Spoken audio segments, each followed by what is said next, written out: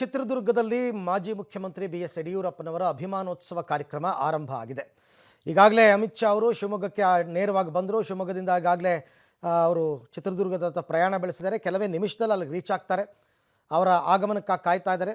ಈಗ ನಿರ್ಮಲಾನಂದ ಶ್ರೀಗಳು ಮಾತನಾಡ್ತಾ ಇದ್ದಾರೆ. ರಾಷ್ಟ್ರದ ಗೃಹ ಮಂತ್ರಿಗಳು ರಾಷ್ಟ್ರದ ಸಂರಕ್ಷಣೆಯನ್ನು ಜತನವಾಗಿ ಮಾಡ್ತಾ ಇರ್ತಕ್ಕಂಥ ಅಮಿತ್ ಶಾ ಜಿಯವರನ್ನು ಕೂಡ ನೆನಪು ಮಾಡಿಕೊಡ್ತಾ ವೇದಿಕೆಯಲ್ಲಿ ಆಸೆಯಿಂದ ಆಗಿರ್ತಕ್ಕಂಥ ಎಲ್ಲ ಗಣ್ಯಮಾನ್ಯರೇ, ಆಸ್ತಿಕ ಮಹಾಶಯರೇ, ಮಾಧ್ಯಮ ವೃಂದದವರೇ, ಇದೊಂದು ಬಹು ವಿಶೇಷವಾದ ಘನತೆವೆತ್ತ ಒಂದು ಕಾರ್ಯಕ್ರಮ. ಇದು ಕೇವಲ ಬಿ.ಎಸ್. ಯಡಿಯೂರಪ್ಪನವರ 50 ವರ್ಷಗಳ ರಾಜಕೀಯ ಬದುಕಿನ ಅಭಿಮಾನೋತ್ಸವ ಅಷ್ಟೇ ಅಲ್ಲ, ಯಾವ ಮೌಲ್ಯಗಳನ್ನು ತನ್ನ ಬದುಕಿನಲ್ಲಿ ರೂಢಿಸಿಕೊಂಡು ಮೌಲ್ಯಯುತವಾದ ಬದುಕನ್ನು ನಡೆಸ್ತಾ ಅಂತಹದೊಂದು ಶಕ್ತಿಯನ್ನು ಗಳಿಸಿ ಸಮಾಜ ಸೇವೆಯನ್ನು ಮಾಡಿದರೋ ಅಂತೆಲ್ಲ ಮೌಲ್ಯಗಳನ್ನು ನಾವು ಸ್ಮರಿಸ್ತಕ್ಕಂಥ, ಆರಾಧಿಸ್ತಕ್ಕಂಥ ಅಭಿಮಾನದ ಒಂದು ಉತ್ಸವ. ರಘುವಂಶದ ಕವಿ ಒಂದು ಮಾತನ್ನು ಹೇಳ್ತಾನೆ, ಯಾರು ತ್ಯಾಗಾಯ ಸಮೃತಾರ್ಥಾನಾಂ ಯಶಸೇ ವಿಜಗೀಷೂಣಾಂ ಸತ್ಯಾಯ ಮಿತಭಾಷಣೆ ಯೋಗೇನಾಂತೆ ತನುತ್ಯಜಾಂ. ಕಾಳಿದಾಸನ ಈ ಮಾತಿಗೆ ಅನುಗುಣವಾಗಿ ನಾಡಿನ ಆರ್ಥಿಕ ಸಮೃದ್ಧಿಯನ್ನು ವೃದ್ಧಿಸಿ ನಾಡಿನ ಜನಗಳ ಸೇವೆಯನ್ನು ಮಾಡಿದಂತಹವರು, ಆಡುವ ಮಾತುಗಳನ್ನು ಬಹಳಷ್ಟು ಮಿತವಾಗಿ ಬಳಸಿ ಜನಸೇವೆಯನ್ನು ಮಾಡಿದಂತಹವರು ಯಡಿಯೂರಪ್ಪನವರು. ಜಗದ ಜನಗಳ ನೋವನ್ನು, ದೀನದಲಿತರ ನೋವನ್ನು ಅರ್ಥ ಮಾಡಿಕೊಂಡು ಪರಿಹಾರವನ್ನು ಮಾಡಿದಂತಹವರು.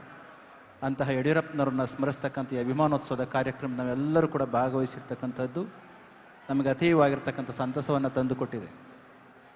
ಅವರು ಮುಖ್ಯಮಂತ್ರಿಗಳಾಗಿದ್ದ ಸಂದರ್ಭದಲ್ಲಿ ಕೋವಿಡ್-19 ಸಂದರ್ಭದಲ್ಲಿ ಮಾಡಿದಂಥ ಸೇವೆ ಬಹು ಅನನ್ಯವಾಗಿರ್ತಕ್ಕಂಥದ್ದು. ನೊಂದ ರೈತರಿಗೆ ಸದಾ ಧ್ವನಿಯಾಗಿರ್ತಕ್ಕಂಥವರು. ಆಧುನಿಕವಾಗಿರ್ತಕ್ಕಂಥ ವಿಜ್ಞಾನ ಮತ್ತು ತಂತ್ರಜ್ಞಾನ ಹರಡ್ತಾ ಇರ್ತಕ್ಕಂಥ ಸಂದರ್ಭದಲ್ಲಿ ನಮ್ಮ ಹಳ್ಳಿಯ ಮಕ್ಕಳು ನರಳಬಾರದು ಅನ್ನೋ ಕಾರಣಕ್ಕೆ ಎಲ್ಲ ಶಾಲಾ ಕಾಲೇಜುಗಳಿಗೂ ಕೂಡ ವಿಶೇಷವಾದ ವೈಜ್ಞಾನಿಕ ಅನುದಾನವನ್ನು ಕೊಟ್ಟು ವಿಜ್ಞಾನದ ಮೂಲ ವಿಜ್ಞಾನವನ್ನು ಪರಿಪಾಲಿಸಿದಂತಹವರು, ಪೋಷಿಸಿದಂತಹವರು. ಅಂತಹ ಯಡಿಯೂರಪ್ಪನವರನ್ನು ಸ್ಮರಿಸ್ಕೊಳ್ತಕ್ಕಂಥ ಜನಸಾಗರದ ಮಧ್ಯದ ಈ ಕಾರ್ಯಕ್ರಮದಲ್ಲಿ ಭಾಗವಹಿಸಿದ್ದು ನಮಗೆ ಅತೀವವಾಗಿರ್ತಕ್ಕಂಥ ಸಂತಸವನ್ನು ತಂದಿದೆ. ಇದೇ ಸಂದರ್ಭದಲ್ಲಿ ನಾಡಿನ ಸಮಸ್ತ ಯತಿಶ್ರೇಷ್ಠರು ಆಗಮಿಸಿ ಅವರಿಗೆ ಆಶೀರ್ವದಿಸ್ತಾ ಇರತಕ್ಕಂತಹದ್ದು ಅವರ ಇಷ್ಟು ವರ್ಷದ ಬದುಕಿಗೆ ಒಂದು ಘನತೆಯನ್ನು, ಮಾನ್ಯತೆಯನ್ನು ತಂದುಕೊಂಡದ್ದಾಗಿದೆ. ಇಂತಹ ಕಾರ್ಯಕ್ರಮಕ್ಕೆ ನಾಡಿನ ದೇಶದ ಗೃಹ ಮಂತ್ರಿಗಳು ಕೂಡ ಬರ್ತಾ ಇರತಕ್ಕಂಥದ್ದು. ನಾನು ಈಗಾಗಲೇ ಹೇಳಿದಾಗೆ ಈ ಕಾರ್ಯಕ್ರಮ ಕೇವಲ ನಮ್ಮ ಕರ್ನಾಟಕಕ್ಕಲ್ಲ, ರಾಷ್ಟ್ರದ ಮತ್ತು ವಿಶ್ವದ ಮಾನ್ಯತೆಯನ್ನು ತಂದುಕೊಟ್ಟಿದೆ. ಅಂತಹ ಯಡಿಯೂರಪ್ಪನವರಿಗೆ ನೂರ್ಕಾಲ ಬದುಕಿ ಅವರು ಮತ್ತಷ್ಟು ಸಮಾಜದ ಸೇವೆಯನ್ನು ನಾಡಿಗೆ ನೀಡುವಂತಾಗಲಿ ಅಂತ ಹೇಳಿ ಮತ್ತೊಮ್ಮೆ ಹರಸಿ ನನ್ನ ಮಾತನ್ನು ಮುಗಿಸ್ತೇನೆ. ಜೈ ಶ್ರೀ ಗುರುದೇವ್.